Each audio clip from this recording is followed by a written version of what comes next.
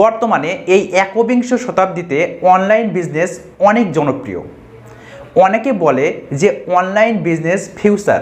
আসলে online business future না, online business বর্তমানের এই কোভিড সিচুয়েশন আমাদেরকে বুঝিয়ে দিয়েছে কেন আমাদের অনলাইনে আসা উচিত।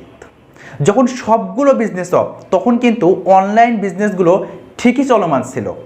আজ এই ভিডিওতে আমি মূলত 5টি অনলাইন বিজনেস নিয়ে কথা বলবো, যেগুলো আপনি একদম লো কস্টে অথবা একদম কস্ট ফ্রি হিসেবে শুরু করতে পারেন। Number 1, affiliate marketing. Affiliate marketing হলো আসলে কমিশন বেস মার্কেটিং। এখানে আপনার কোনো প্রোডাক্ট থাকবে না, আপনি অন্যের প্রোডাক্ট সেল করবেন এবং সেখান থেকে আপনি কিছু কমিশন পাবেন। এখানে আপনার তেমন কোনো কিছুই করতে হবে না, আপনি জাস্ট সেল করবেন। প্রোডাক্ট প্যাকেজিং থেকে শুরু করে ডেলিভারি পর্যন্ত ওই প্রতিষ্ঠানের দায়িত্ব। এখানে আপনার কোনো বাজেটের প্রয়োজন হইতেছে না, আপনি একদম শূন্য থেকে স্টার্ট করতে পারতেছেন। Number 2, dropshipping. ড্রপশিপিং অনেকটাই অ্যাফিলিয়েট মার্কেটিংয়ের মতোই, কিন্তু এখানে আপনি কোনো কমিশন পাবেন না। অর্থাৎ এখানে আপনি প্রথমে পণ্যটি সেল করবেন, তারপরে ওই প্রতিষ্ঠান থেকে পণ্যটি নিজে ক্রয় করে আপনার যে কাস্টমার তার কাছে পাঠিয়ে দিবেন। এক্ষেত্রে আপনি কোনো পার্সেন্টেজ বা কমিশন পাবেন না। আপনি এক্ষেত্রে আপনার প্রোডাক্টের মূল্য যত ইচ্ছে নিজে থেকে রাখতে পারবেন, সম্পূর্ণটাই আপনার দায়িত্ব। অর্থাৎ আপনি যেখান থেকে পণ্যটি নেবেন সেখান থেকে আপনার কোনো মূল্য বেঁধে দেওয়া থাকবে না। এটি সম্পূর্ণভাবে বলা চলে আপনার নিজস্ব বিজনেস। এই ড্রপশিপিং স্টার্ট করতে আপনার হয়তোবা কিছুটা কস্টিংয়েরও প্রয়োজন হবে, কিন্তু খুব বেশি না। নাম্বার 3, অনলাইন ক্লাস বা অনলাইন কোর্স। আপনার যদি কোনো স্কিল থাকে সেটি কিন্তু আপনি মানুষকে অনলাইনে শেখাতে পারেন। ধরেন আপনি ইংরেজি খুব ভালো জানেন অথবা আপনি খুব ভালো গণিত পারেন, সেক্ষেত্রে অনলাইনে কিন্তু মানুষকে আপনি টিচিং করাতে পারেন। ধরেন আপনি ইংরেজি খুব ভালো পারেন অথবা খুব ভালো গণিত জানেন, সেক্ষেত্রে অনলাইনে কিন্তু মানুষকে আপনি এই ইংরেজি অথবা গণিত শেখাতে পারেন। অথবা ধরেন আপনি খুব ভালো গ্রাফিক্স ডিজাইন, ওয়েব ডিজাইন বা ওয়েব ডেভেলপমেন্ট ভালো পারেন, সেক্ষেত্রে আপনি অনলাইন কোর্স স্টার্ট করতে পারেন। শুরুর দিকে হয়তোবা আপনার এই অনলাইন কোর্সটি খুব বেশি মানুষ পারচেস করবে না, কারণ আপনাকে তো তারা চিনেই না। আপনাকে তো আগে চিনাইতে হবে যে আপনি কে। সেক্ষেত্রে প্রথমে আপনি কিছু ইউটিউব ভিডিও বা ফ্রি কিছু কোর্স লঞ্চ করতে পারেন। আগে মানুষকে ভ্যালু দিতে হবে, দেন মানুষ আপনার কাছে আসবে।